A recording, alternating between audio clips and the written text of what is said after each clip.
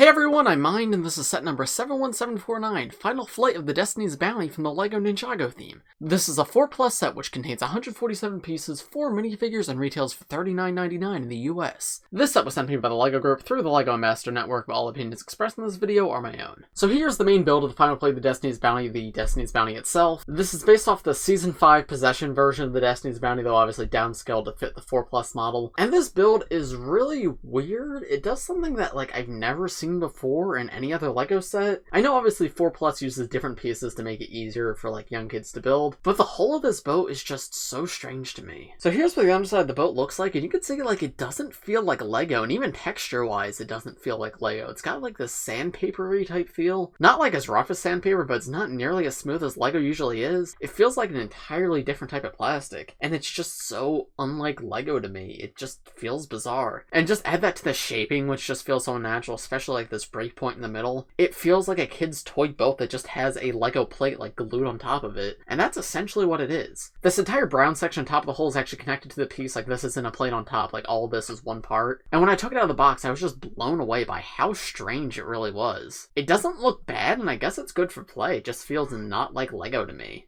I'm not sure if this part's new for this set or if it's come on other sets and other themes before, but it's personally my first time getting it, and it was just sort of jarring to me. But yeah, I don't think it's a bad thing. It looks good enough, it captures the shape well and makes it easy for kids to build, and I like it enough. It just doesn't feel like LEGO to me. Moving now to the deck of the ship itself, there's not much going on here. There's a lot of space, but I really like that. I feel like the Destiny's Bounty sets usually try to cram the deck full of play features and stuff, and I just would prefer room to pose figures. And obviously I know this is a 4+ version of the Destiny's Bounty, but there's tons of room to hold figures. You could definitely fit all 3 ninja that come in this set, but you could probably fit all 6 ninja if you have them from other sets, and even some more of your own figures. There's a ton of room here. Out the front of the ship, there's this awesome new printed part. It's the newer plastic dragon face to mimic the old 2011 dragons. It's molded in red and it's got this gold printing on top of it, and it looks super cool, and it captures the helm of the Destiny's Bounty really well. Unfortunately, with the way this part was designed, you do have the hinges for the bottom jaw right here that obviously don't really fit in with the Destiny's Bounty, and the way it's connected onto the boat is honestly pretty jarring. It's not integrated in super well. There's just this build on top right here that has a steering wheel as well as the head of the boat, but I don't mind that because it is a 4+ set and makes it very simple for kids. But if you want to take that part off and use it for your own custom Destiny's Bounty, you definitely could, and it would look great. On the one side of the ship, there's a chain with an anchor on it, and on the other side there's just a little bar right here with nothing on it, so if you want to move the anchor to the other side you can. And then of course in the middle of the ship there's a giant sail. This is a large plastic part, and again it looks really good. The 4+ Destiny's Bounty is obviously very simple, but this is another part just like the head that you could take off of this ship and move to your own custom ship, and it would still look really nice. I really love this design. It's just on top of the mast. It's connected super simply. Not a ton to say about it, except it just looks good. Even from the back, it doesn't look bad. You can still see the design back there. Yeah, I think they do this pretty well in a way that's easy for kids to build.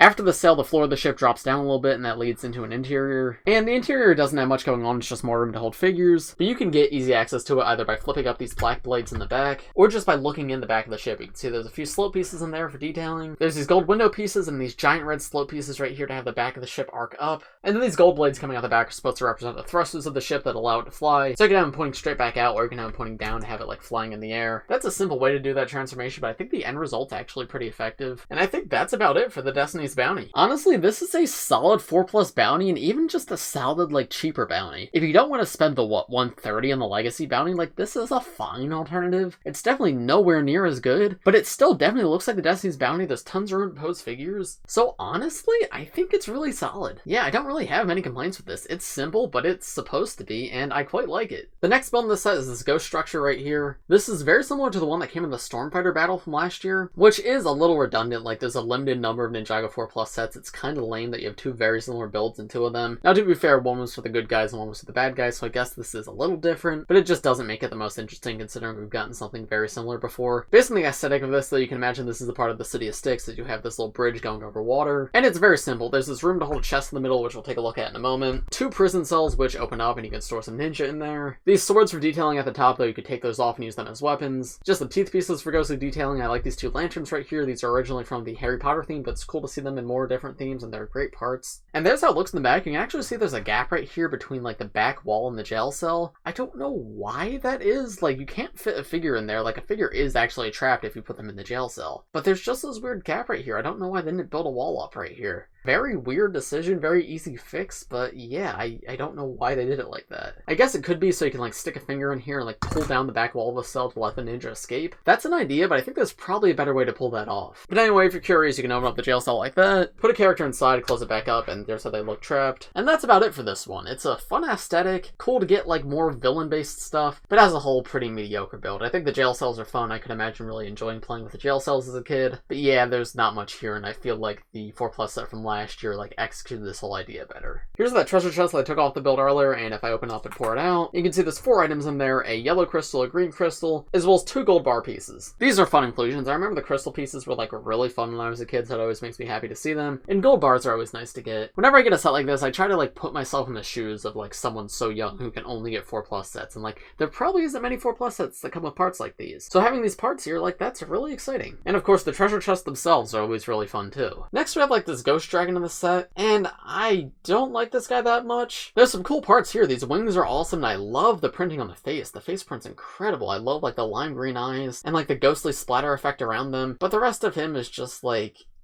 whatever. His body's like very flat and rigid. The way his head connects to his body's not great either. Like he doesn't have a full head, he just has the top of a head on top of a 2x2. And it kind of just doesn't look like a full creature. He has some elements of a creature, but it more feels like a kid put this together randomly with their own parts. Which I guess, yeah, it's a 4+ set, that makes sense. And I get it's supposed to be simple to build, but I don't know, I feel like they could have made this look a little more alive. But as you saw, there's a hinge right here for the head, as well as one out the back for the tail. And you can get him to look alright, but I think you're definitely better off like using this head print and this wing piece to build your own custom dragon instead of just keeping this one together, because this guy is not amazing. And then the final build in the set is this boat for Zane, and this is really bad. Like, I know a lot of people are very critical of 4+ sets because they're not up to the standards of, like, regular sets, but I know they're meant for kids, right? I'm not going to be as critical of this as I'm going to be of the $130 bounty. But this, come on, guys. Like, what is this? This is literally 5 parts. This isn't a boat. This is a, like, Dorito that Zane's riding on. What in the world? Like...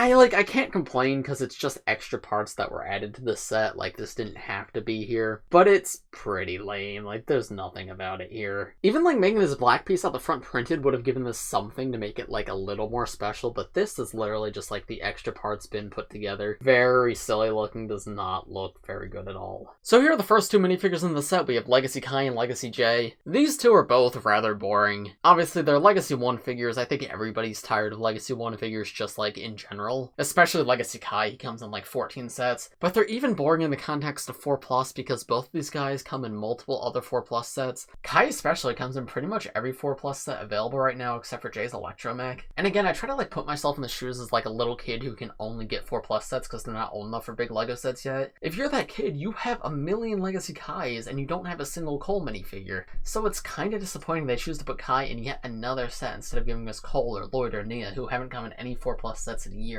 Jay's a little less common and comes in 2 other 4+ sets, so while he's more interesting than Kai, he's still like a very boring get. So I don't have a ton to say about these 2. Like, I reviewed this figure a million times already, but in short, I don't love the figure. He's alright. A fine, like, generic type Kai suit, but he is way overdone. And I actually really like this Jay minifigure. I have a million of it now, but it is a pretty good one. In terms of accessories, Kai just has a golden katana, pretty standard, and Jay does not come with any accessories at all. He just doesn't have a weapon, which is strange and a little disappointing. For the high price point on this set, the least they could do is give every character in this set a weapon to actually fight with. Obviously, there's things like the ghost swords in the set that you could take off and give to Jay, but Jay doesn't have his own specific weapon, and that's just a little bit lame. There these 2 are with their hoods removed, and there's their back torso prints as well as their alternate faces. And then here are the 2 other minifigures in the set. We have Legacy Zane and we have a Ghost Warrior. According to the box art for this set, this Ghost Warrior's name is Karenn, which...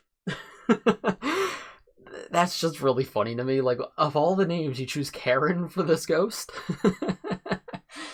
Anyway, Legacy Zane is actually a pretty good minifigure in the context of 4+. Outside the context of 4+, he's a fairly common minifigure, but this is the first 4+ set Zane has come in since 2018, so that's pretty cool. And he comes with the Shurikens of Ice here, which is really nice. Those are always a fun weapon to get. He also comes with this titanium face instead of his yellow one, so this is actually an accurate March of the Oni Zane, and I don't think we've ever gotten that in sets before, because he's come with armor in the titanium face and without armor but with the yellow face before, but I think this is the first time without armor and with the titanium face, so that's, I don't know, it's a little thing, thing, but I think it's cool to have that in my collection. And then the Ghost Warrior is the same one that came in sets earlier this year. It's really cool to get another one because he didn't come in too many sets back then. But you can see he has a trans lime green head and there's Zane without his hood as well. I really love the Ghost Tail piece, super cool and really nice torso design as well. It comes with a pitchfork as an accessory, which is fun. And there these two are for the back. There's Zane's back head print, as well as both of their back torso prints. So overall, would I recommend this set? For the target audience of kids aged 4 and up, I think yes, yeah, this is a pretty good 4+ set. But for people who are older, who are probably the ones watching this video,